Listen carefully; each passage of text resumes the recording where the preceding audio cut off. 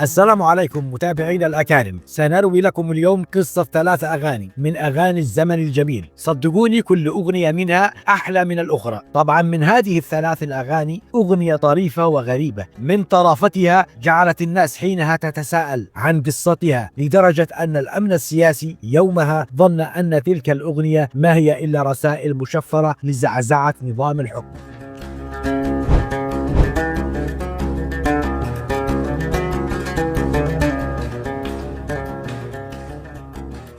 أغنيتنا الأولى أغنية قديمة قليلا انتشرت شعبيا وتغنى بها العديد من الفنانين اليمنيين. إنها أغنية حرز حرز يا عالي يا حيودش.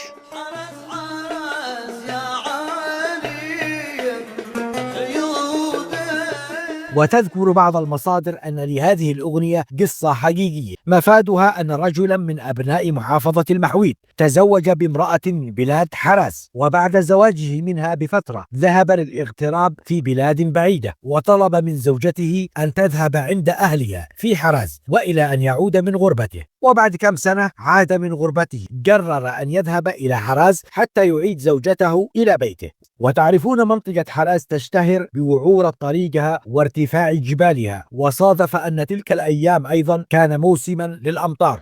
في طريق رحلته إلى حراس بدأ الرجل بمناجاة ربه حتى يسهل طريقه، فأنشد قائلا: يلا رضاك والما يسقي الروح، يلا تفرح قلب كل مفروض. وعند وصوله إلى مشارف منطقة حراس ورأى جبالها الشاهقة وتذكر وعورة طريقها، أنشد قائلا: حرز حراس يا عالي يا حيودش، والله لون الخل ما أعودش. واستمر في المشي وهطلت أمطار غزيرة، فوجد أمامه وادي أو سائلة مغمورة بسيول عظيمة، وكان طريقه تمر من خلال هذه السائلة الممتلئة بسيول عارمة، فأنشد مخاطبا السائلة: يا سائلة يلي ملانش السيل، فكي طريق للعاشقين ددولي. وأثناء توقفه وانتظاره أمام السيل شعر بالإحباط من هذه السفرية المضنية والمتعبة، فقال في نفسه: ما كلفني الله لهذا كله، ليش ما أسير أتزوج لي بامرأة أخرى من قريتي أو من مكان قريب، وأتخلص من تعب حراس وجبالها ومن هذا التعب كله.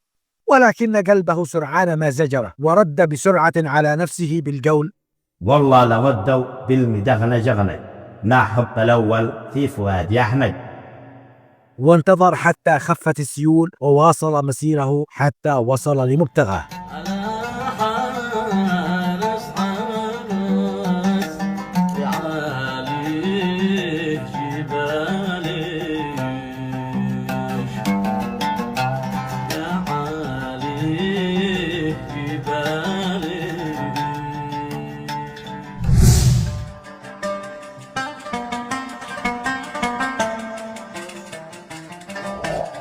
والآن دعونا نحدثكم عن أغنية رائعة بكل ما للكلمة من معنى، أغنية كتبت ولحنت في منتصف السبعينات. هذه الأغنية يا جماعة الخير عندما ظهرت أصبحت حديث الناس في ذلك الوقت، ولا زالت إلى اليوم تتمتع بمكانة خاصة في الدائقة الغنائية اليمنية.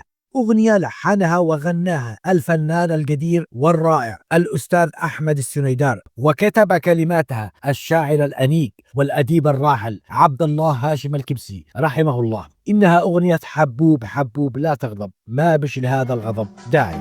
هذه الأغنية يا جماعة الخير لها قصة جميلة ذكرها الأستاذ عبد الله هاشم الكبسي في لقاء تلفزيوني. يقول الراحل الكبسي: كنت أنا والفنان السنيدار جيران في حي الأبهر بصنعاء القديمة، البيت جنب البيت، وكانت بيننا صداقة كبيرة. وفي أحد الأيام أخبرته زوجته أن زوجة الفنان السنيدار حانقة في بيت أهلها. يعني حصلت كذا نرفزة بينه وبين زوجته، الله يحفظها ويرضى عليها. نعم. بتقول لي أم فؤاد نعم. زوجتي كانت مرت أحمد حانقة. الشاعر عبد الله هاشم الكبسي وجدها فرصة ملائمة لكتابة قصيدة مثالية وشجية أنية على لسان صديقه السنيدار. كتبها فأمتع وأبدع في نسج مبناها ومعناها، واهبا إياها مجموعة من أجمل الجمل والعبارات التي يحتويها قاموس المفردات الصنعانية. ولما قرأها السنيدار لمعت عيناه بعد أن وجد ذاته ومشاعره حاضرة في كل حرف وكل كلمة وكل بيت منها. بالبلد وجدها على ما بالنفس تماما. أخذها السنيدار وأبدع وتفنن في صياغة لحنها، ثم غناها بأسلوبه الآسر وبصوته الإبداعي الجميل. لا تزعل القلب، لا تغضب. الله عليك. ما مش هذا الغضب داعي. حاسب أنا أخشى عليك تحنب. أيوة. واللي رجع فيك تكون واعي. الله عليك. من علمك يا حبيب تلعب؟ الله. بالله قل لي من الساعي. أي والله. لأن بتغالط وتهرب نعم. وتخلق أعذار الإقناعي. حبوب حبوب لا تغضب. ما مش هذا الغضب داعي.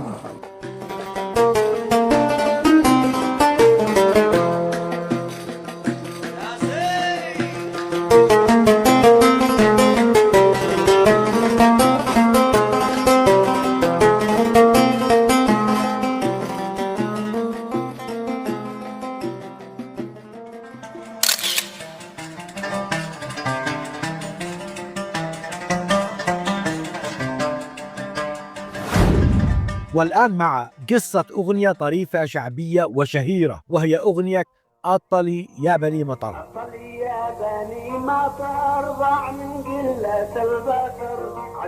من طرافتها وغرابتها انتشرت حينها بين أوساط الناس، مما أثار التساؤلات عند المستمع وشغف لمعرفة حقيقة قصة هذا الطلي، لدرجة أن الأمن السياسي حينها ظن للوهلة الأولى أنها رسائل مشفرة، كون الفنان الذي غناها ورث عنه معارضته لنظام الحكم ومطالبته بالإصلاح. الأغنية يا جماعة الخير هي للفنان الراحل محمد أبو نصار، كتب كلماتها أخيه الشاعر يحيى حسين رحمهم الله جميعا. وقصة هذه الأغنية كما رواها الأستاذ محمد عبد الله الخميسي، كما رواها الفنان أبو نصار بلسانه، أن الشاعر يحيى حسين أخو الفنان أبو نصار أصابه مرض شديد في المعدة، وكانت تسبب له آلام متزايدة، وفي أحد الأيام التقى بدكتور صديق له، وكان هذا الدكتور شخص لطيف وشاعر. خزنوا جمعة وبدأ الشاعر يحيى يشكو له من آلام المعدة، فقال له صاحبه الدكتور: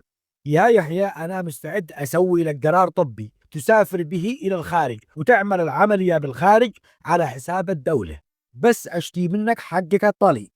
وكان مع شاعرنا طلي رباه منذ 6 شهور، فقال يحيى طيب تمام، وقام الدكتور وعمل له القرار وأخذ الطلي. وفي اليوم التالي مسك الشاعر يحيى ذلك القرار وذهب إلى وزارة الصحة، عرض عليهم قرار السفر الطبي الذي كتبه صاحبه الدكتور، لكنهم رفضوا ذلك القرار وقالوا له ما نقبل إلا قرار من اللجنة الطبية المعتمدة من الوزارة. أيوة، تمسك نفسه ورجع البيت. واللي حصل أنه في نفس ذلك اليوم اشتد عليه المرض بشكل عجيب، فقاموا بإسعافه في تلك الليلة إلى المستشفى، وقرر له الأطباء الصينيين يعملوا له عملية، وأجروا له العملية بالفعل في صنعاء في ساعته. لكن بعد إيش؟ بعد أن سار عليه الطريق بلاش. في اليوم التالي جاء لزيارته إلى المستشفى صاحبه الدكتور ومعه الخبراء كلهم، وأول ما شاف الدكتور قال له: دكتور، ما هو؟ الطلي. بعد أن خرج من المستشفى قام بتأليف عدة قصائد يهجو فيها صاحبه الدكتور ويرثي طليه الذي ضاع من قلة البصر. أطلي يا بني مطر ضاع من قلة البصر. عدل الله عقوبة من تحيل على الطريق. كان أنسي وفرحتي والمؤنس وحشتي. حلق الله دقنة من أكل حد يا طريق. كان كبشي مال انزقع روح الدمس والبرع. من تأمل لرقصتهم ما يقولش انهم طريق.